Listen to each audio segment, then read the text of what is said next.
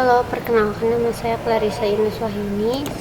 Saya dari 12 CKJE dan sekarang saya akan menjelaskan materi network fundamental yang di dalamnya terdiri dari IP address dan subnetting, IP public dan IP private, dan OSI layer. Kita akan menjelaskan tentang IP address dulu. Maaf ya guys, jadi apa itu jaringan atau networking? Jaringan itu contohnya seperti ini. PC1 dan PC2 ini sudah termasuk jaringan. Mau ada misalnya ada tambahan lagi PC3 juga bisa. IP address atau internet protocol address atau alamat yang diberikan ke setiap perangkat jaringan agar terhubung. Contoh IP address itu seperti ini. Dan di setiap PC itu pasti ada IP address atau ya inisialnya nama lah. Jadi ada 192.168.1.1, ini 1.2, dan PC3 bisa jadi 192.168.1. Seperti itu. Jadi dan selanjutnya adalah subnetting. Subnetting ini menentukan jumlah IP yang bisa digunakan. Dan sekarang kita menjelaskan tentang ini, contoh soal IP network, broadcast range, subnet mask, total IP dan lain-lain. Jadi di sini ada 192.168.1.1/24. Jadi 124 ini adalah namanya prefix. Prefix ini adalah menentukan jumlah IP yang mungkin bisa digunakan. Jadi kita tulis di sini 124.9256. 256 ini adalah angka IP version 4 dari 0 sampai 255. Jadi karena bisa 256 karena nolnya dihitung. Gitu ya guys. Jadi kita masuk ke sini. 192.168.1.1/25. 125 ini prefix ya, seperti yang ini. Total IP, kita akan menghitung total IP. Caranya adalah 32. 32 ini adalah IP version 4 atau 32 bit. Ya, 32 ini dikurang prefix. Prefixnya adalah 25. Jadi 32 dikurang 25 sama dengan 7. Jadi rumusnya adalah 2/7. 2/7 dari sini. Jadi 2/7 adalah 128. Sekarang kita akan bahas subnet mask. Subnet mask ini tidak semuanya menggunakan subnet mask. Contohnya seperti Mikrotik yang menggunakan prefix, Cisco yang menggunakan subnet mask, dan Windows yang menggunakan subnet mask. Sekarang kita menghitung subnet mask. Subnet mask cara apa? Apa tuh? Ih. Enggak. 25, maaf ya guys. Ada Pak Adi. Cara menghitungnya 256 dikurang total IP. Total IP itu dari 128 yang dicarinya dari 2/7. Jadi 256 dikurang 128 sama dengan 128. Jadi penulisannya 255.255.255.128. Dan selanjutnya adalah IP network, IP pertama atau IP broadcast atau IP terakhir. Jadi IP pertama ini itu 0 ditambah 128. Mau nggak pakai ditambah? Bapak tuh masih nunggu. Nggak tahu, nanti dulu. Bentar dulu. 128. Biar Pak Adi lagi. Jadi ini tuh 128 ditambah 128 sama 256. Tapi 256 ini tidak bisa digunakan karena ya sudah angka terakhir dan tidak bisa, karena yang bisa digunakan ini adalah 1 sampai 126 dan 129 sampai 254. Jadi yang tidak bisa digunakan jadi nggak usah ditulis ya guys. Jadi ini yang bawahnya tuh IP terakhir itu adalah ini yang 128 dikurang 1 sama 127, dan yang tadi 256 dikurang 1 sama 255. Oh ya, ini nggak ditulis, lupa. Dan yang 0 ini ditambah 1 ya guys, jadi 1 ya gini.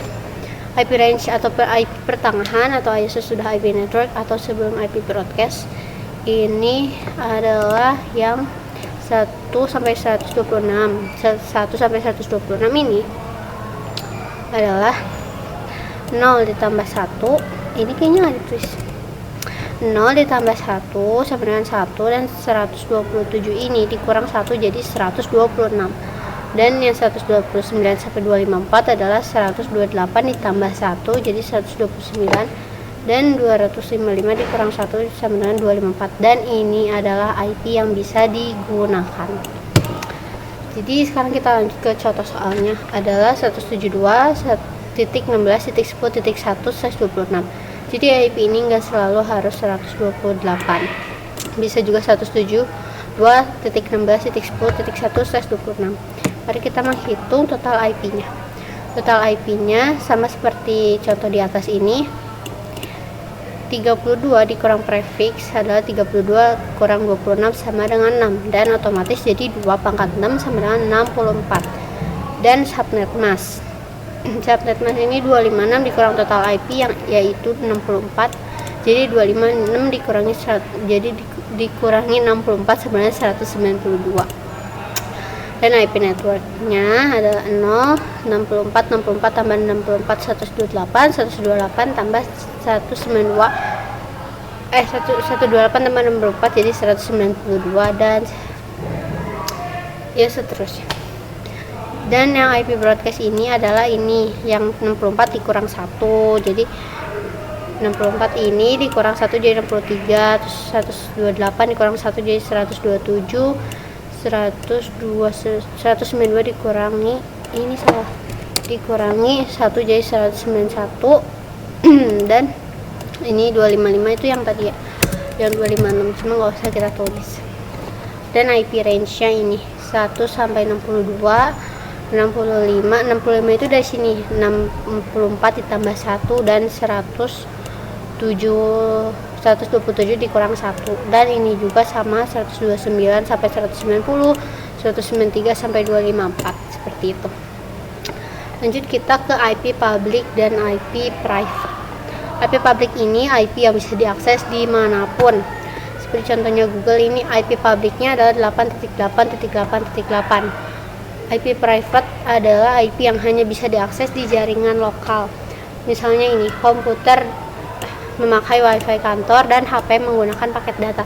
Ini tidak bisa ya guys, karena berbeda jaringan.